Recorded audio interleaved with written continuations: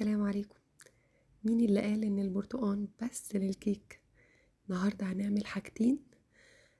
حلا سهل جدا وسريع من غير فرن. صدقوني هيجنن وهيعجبكم جدا. تابعوني للاخر وشوفوا هنعمل ايه. اول حاجه هنعملها وهي الكريمه، كريمه البرتقال.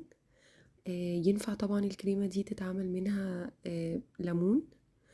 غير كده اني مكوناتها كلها في البيت. ممكن تتحشى بيها، يتعمل حشو تارت بارد او اللي بيدخل الفرن، تزيين الكيك. حلا سهل جدا جدا جدا، مكونات بسيطة وموجودة في كل بيت. تعالوا نشوف بقى هنعمل ايه. اول حاجة زي ما انتم شايفين كده، هنغلي اللبن على النار، وبعد كده بقى ما يغلي نسيبه على جنب. نجيب بولة نحط فيها كوباية سكر، بشر برتقان، ونقلب مع بعض كويس قوي. وبعد كده هنزل بأربع صفار بيض، وهقلب لغاية ما القوام بتاعي يبقى زي الكريمة كده زي ما انتم شايفين. هضيف بعد كده نشا. ممكن اضيف بدل النشا اضيف جيلاتين. يعني يعني ممكن بدل النشا اللي انا حطيته جيلاتين. هحط بقى جزء صغير من اللبن المغلي، وهقلب كويس قوي علشان يحتفظ البيض بحرارته، وغير كده ما يستويش. بعد كده ما ضربت الخليط كويس جدا، هضيف بقى الخليط ده على باقي اللبن اللي انا كنت سايباه. بعد كده هضيف الخليط دوت على النار. حاجتين لازم تاخدوا بالكم منها، ان لازم الحاجة اللي هتعملوا فيها تكون ما بتلزقش، وعلى نار هادية، ونقلب كويس جدا لغاية ما يدينا قوام شبه المهلبية كده. زي ما انتم شايفين هنختبره زي ما بنختبر البشاميل. لو ما عملتش الخطين ما رقوش مع بعض يبقى كده لسه ما استوتش. كده معايا استوت خالص. هجيب بقى بولة واحطها وبعدين اغطيها عشان ما تعملش قشرة واسيبها في التلاجة.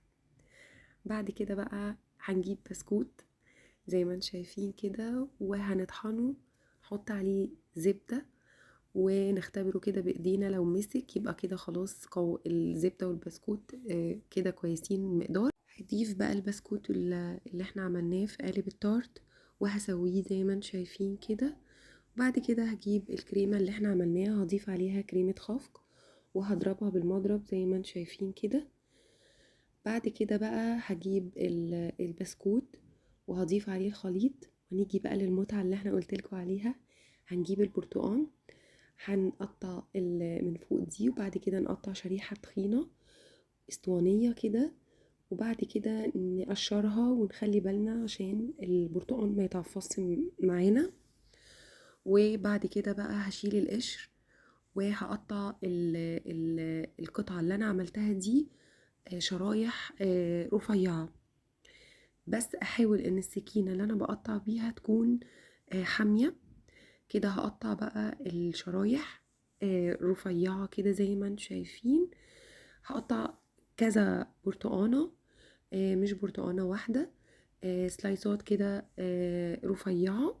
بعد كده بقى هقطع كل شريحة بالنص زي ما انتوا هتشوفوا كده. انا هقطعها بالنص. بعد ما هقطع الكمية كلها اللي عندي من البرتقان، هحطهم بقى في طبق، وهجيب الخليط اللي احنا عملناه طبعا وحطيناه في التلاجة بتاع البسكوت والكريمة، وهنجيب الشرايح اللي احنا عملناها ونزين بيها التارت بتاعنا داير ما يدور كده زي ما انتم شايفين علشان يدينا شكل الوردة.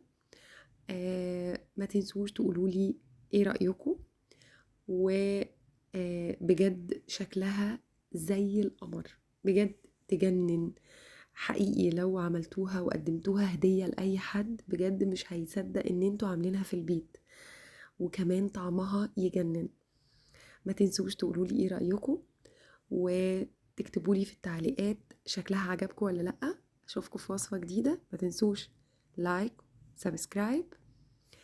باي باي.